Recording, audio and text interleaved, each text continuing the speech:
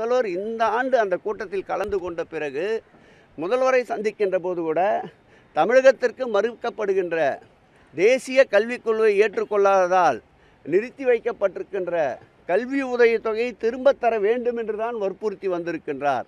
ஆகவே எங்களுக்கு மடியிலே கனமில்லை, வழியிலே பயமில்லை.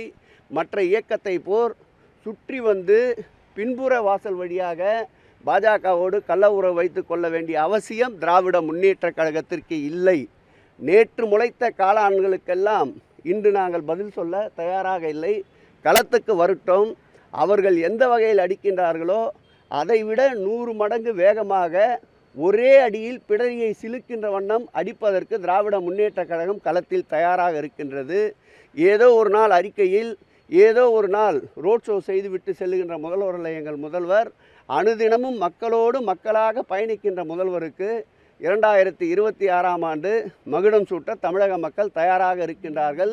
இது போன்ற அறிக்கைகளால் திட்டமிட்டு கட்டமைக்கப்படுகின்ற இந்த கட்டுமானம் கடற்கரையிலே கட்டிய மணல் கோட்டைக்கு சமமானது. இது நிச்சயம் தகர்க்கப்படும், தகர்த்தெறியப்படும்.